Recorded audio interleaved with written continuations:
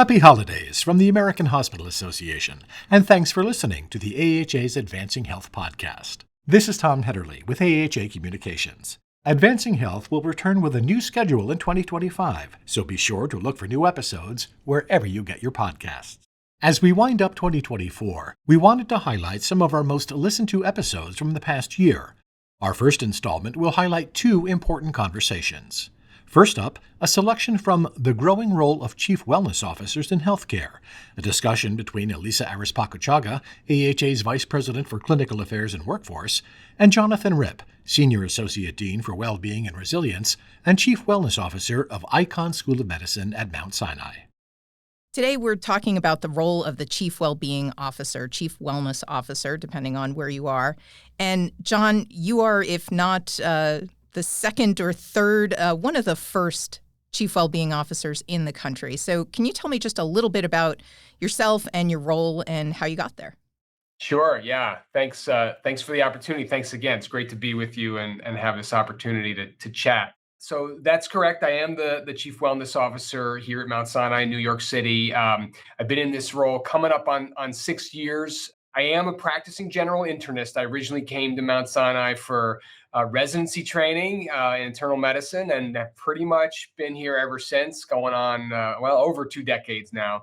And when I got started as after residency in working as a general academic internist, I began, like many of us do in academic medicine, exploring possibilities for career interests, for a career focus.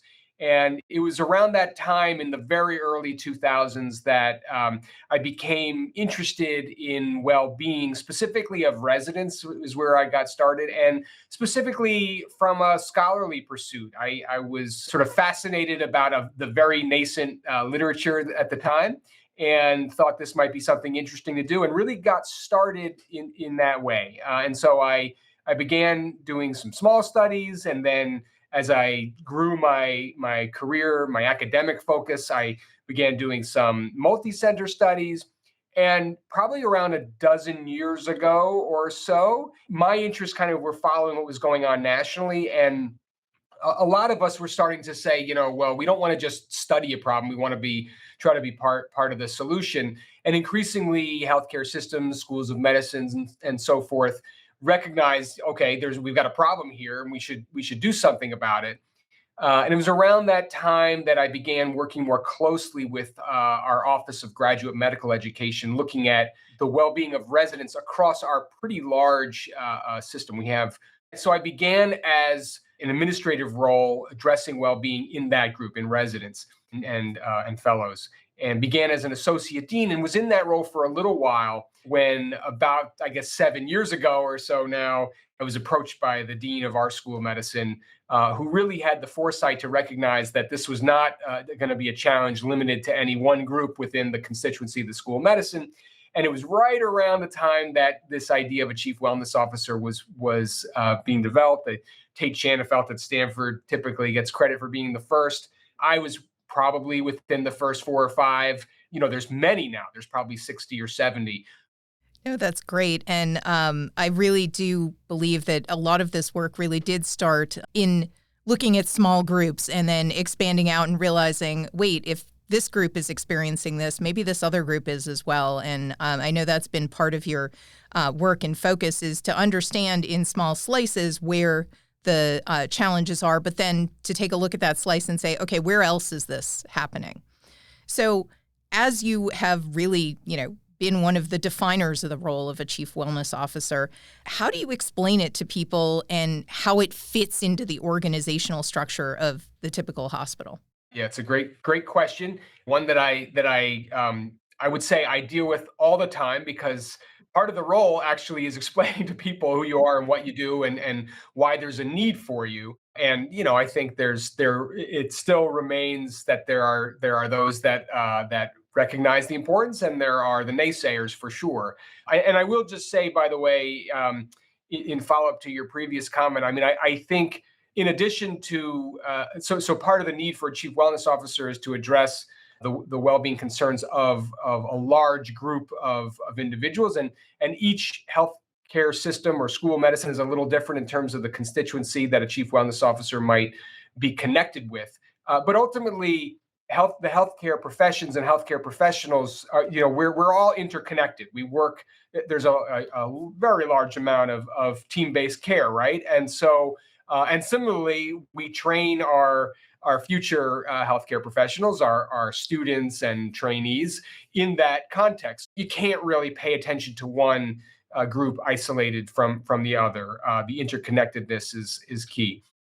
So, what is a chief wellness officer? I think it's pretty fair to say that those of us who've been doing it, dare I say, as long as I have, which is not that long, but it's still very new, we're part of a cohort that kind of, we were building the ship as we were sailing it. So, we recognized that there was a need for a leader who was responsible for overseeing a large effort at the institutional level. I mean, that at its base is why we believe there's a need for a chief wellness officer, because there's a level of work here that requires some unique expertise. So you need an individual that brings that.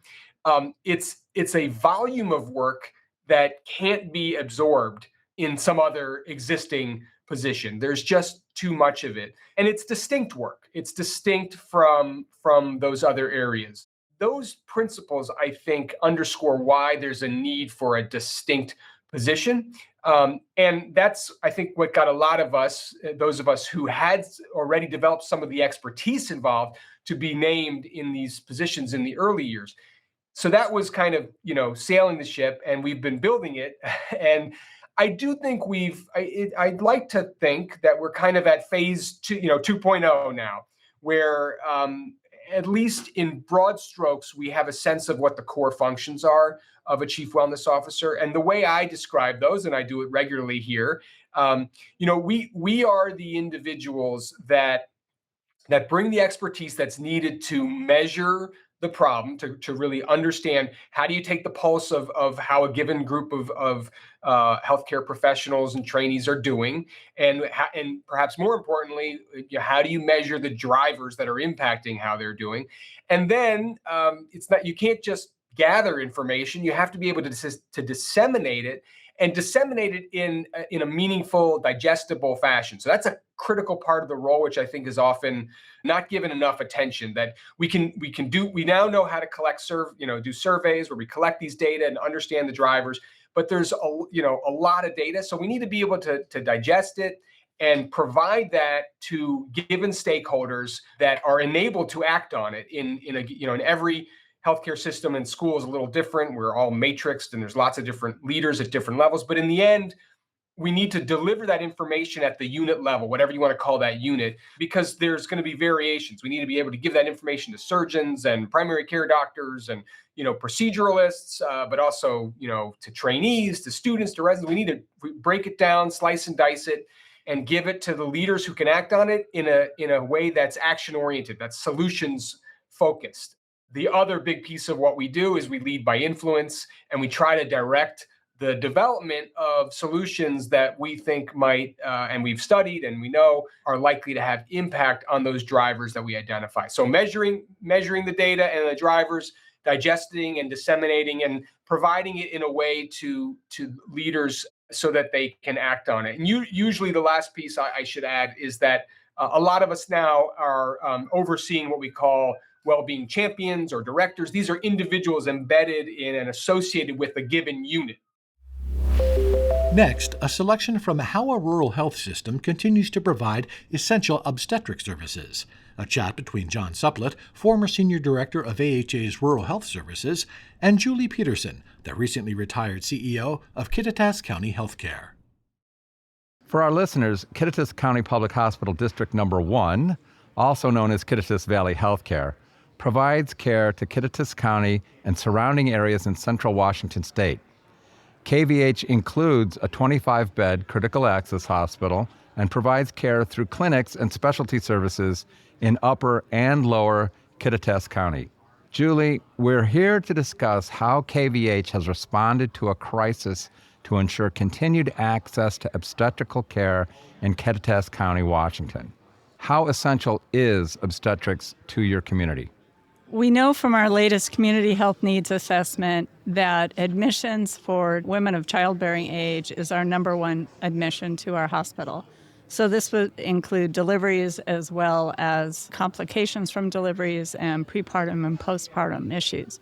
So it's not just an essential, it's a core service for our community. And I think I want to pull a thread on that because it's remarkable when I looked at your community health assessment and improvement plan to see these conditions as being the highest source of admissions to the hospital for women of all childbearing ages, including teenagers. Correct. And we staff a dedicated labor and delivery unit, a 6-bed labor and delivery unit. We are a 25-bed critical access hospital. So our general med-surg CCU population includes a number of different DRGs and conditions. But again, the number one major diagnostic classification that we have is those moms, prepartum, postpartum, and the deliveries themselves. And we deliver about 300 to 350 babies a year in Kittitas County. We have about 80% of the market of deliveries. And we're very, very careful in how we screen our moms. We know our limitations with our labor and delivery program. But again, that's 300 to 350 babies a year that rely on us to deliver them in Kittitas County. We are the only hospital in the county. And that's a remarkable number. And I think we need to really get a sense of where you are relative to the other providers in your area with respect to location. You're in South Central Washington. To the south of you, the nearest city is Yakima. That's correct. So any direction you want to go to deliver outside of Kittitas County, you're going to have to travel over a mountain range. You travel to Wenatchee, which is a mountain pass. That's about 40 miles. You can travel to Yakima, 35, 40 miles over a mountain range, or into the Seattle metropolitan area over the Cascades. And so recently you've experienced significant disruption in your OBGYN services. Tell us what happened. Prior to 2022, we have worked with a pool of community providers, including those sole practitioners who retired in 2022. We also had an FQHC in our community that participated in our call and delivery program. And due to changes in the residency program and then just a tight OB market, that program has slimmed down in our community. But we have employed 3 OBGYNs in our community, has been kind of the core of our model. But in 2022, all 3 of those providers gave us notice that they would be leaving. 2 of them continue to live in our community, but they travel to metropolitan areas to participate in laborist programs in the large hospitals. Well, and again, I have to pull a thread on this because your model through 2022 was an employed service through your own OBGYNs, which is remarkable to think that you were able to recruit them into the first place and that they were committed to the community for so long a period of time. Right. And that level of commitment, that market of being able to employ an OBGYN who is responsible for their patients 24/7, who disrupts their clinic life to go to the hospital to deliver a baby on the middle of a Wednesday afternoon, that market is harder and harder to draw to, and that is absolutely what we were trying to maintain in KVH. Again, with the participation of some great partners in the FQHC and some private practitioners. But within the span of about 14 months, that entire model just came apart on us. So you get punched in the gut as you see this attrition in your employed model of care. How did you respond to this crisis? Well, the governing board, we are an elected board of 5 commissioners in Kittitas Valley. And they came out of the gate assuring the community and assuring our staff that we were going to remain in the OB business. So my charge was to make it happen. We'd already been recruiting to replace the traditional OBGYN community-based providers that we'd had in the past, and we were not having very much success. We did come across a family practice OB who is surgically trained, who's a key component of our program going forward. But after about 12 to 14 months of looking to backfill our OBGYNs, and we had no choice but to look outside for an outsourced service. And we found a partner in OB Hospitalist Group, or OBHG. So again, I think the first thing we did was make the commitment from the governing board on down that we were going to continue to deliver babies in Kittitas County. And that's key because one place where we're particularly strong is in our nursing program. We have an amazing group of labor and delivery specialty trained nurses who have stuck with us through this entire sort of meltdown in OB. And the last thing we wanted to do was make ourselves vulnerable to losing those nurses.